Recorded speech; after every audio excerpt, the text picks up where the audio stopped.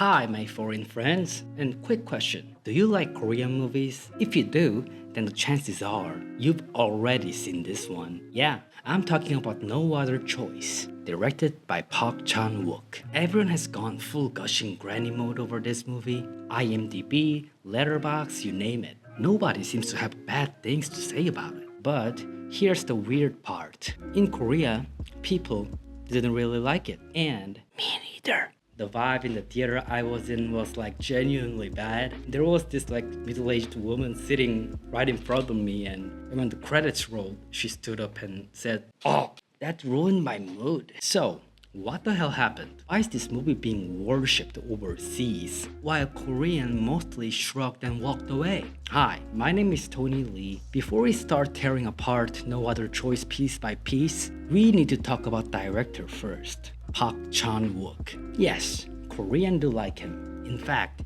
he even has a nickname here, Cannes Park, because every time he makes a movie, it somehow ends up at Cannes. Now, let's be honest, that nickname will probably be annoying for him as well, because Bong Joon-ho got the Palme d'Or first. Yet, Park Chan-wook is still being called Cannes Park, Cannes Park, Cannes Park, over and over again. I mean, that's kinda fucked up, isn't it? Still, none of this changes the fact that Park Chan-wook is an incredible filmmaker. Oldboy, that movie is loved internationally and domestically. And among like Korean filmmakers, this movie is basically like holy grail. There used to be this idea in Korea, if you had to name the big three directors, it was always Park Chan-wook, Bong Joon-ho, and Kim Ji-woon. The problem is, Kim Ji-woon hasn't really made a great film in years, so his spot got kinda replaced by Na Hong-jun. Even so,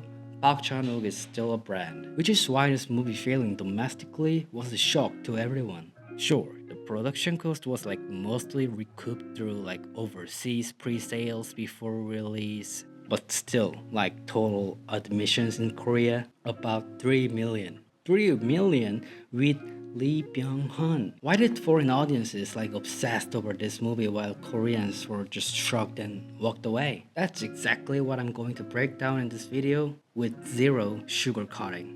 Why Korean audience rejected this movie? Before that though, for anyone who hasn't seen the film yet, let's do a quick recap.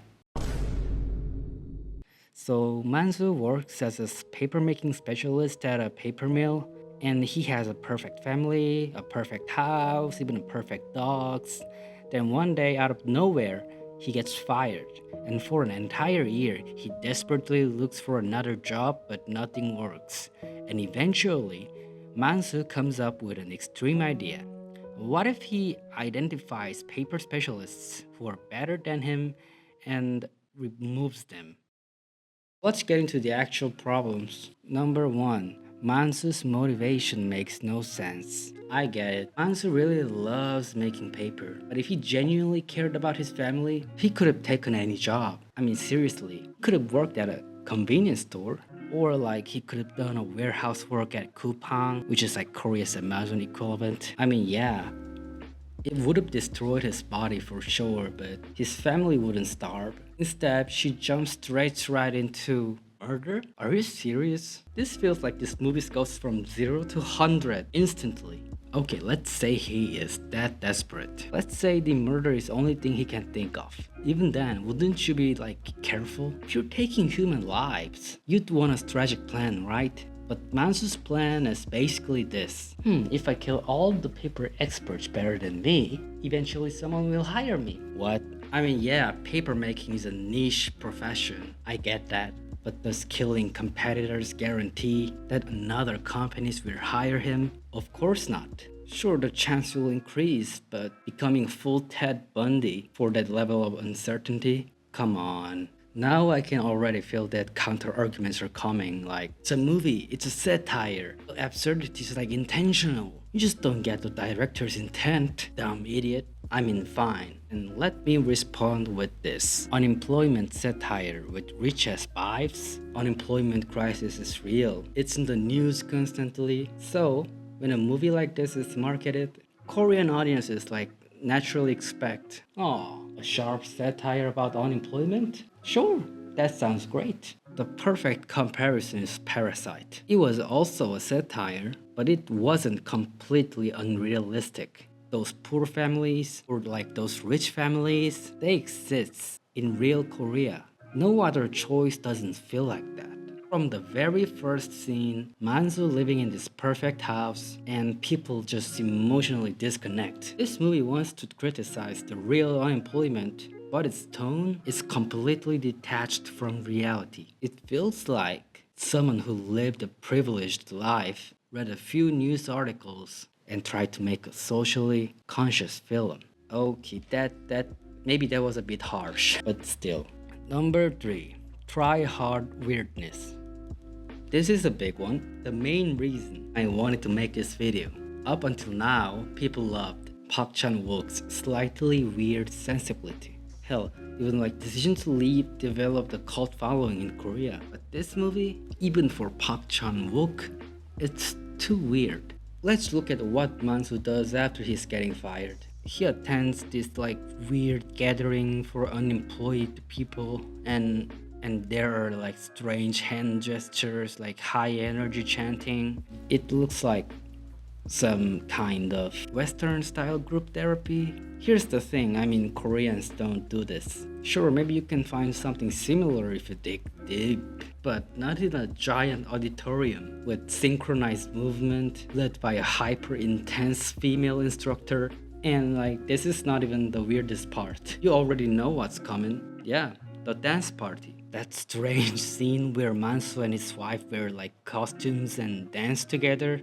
I mean, I don't know what foreign audience think Koreans do for fun in their spare time, but I promise you that this isn't it. I mean, look at this. Like, this is some Squid Game VIP shit. Like, this is cringe. And then there's everything else. For example, like Mansu wearing multiple layers of gloves to be careful, or the convenient backstory of his grandfather being a Vietnam War veteran, which conveniently explains why there's a gun at home. Also, there's this like fight scene that feels way too similar to Parasite. It all feels forced, like the movie is trying too hard to be weird. Instead of the story naturally leading to like these strange moments, it feels like that strange artsy scenes were like planted first, and the narrative had to awkwardly bend to reach them. So yeah, that's why No Other Choice is beloved by like foreign audiences, but left Koreans cold.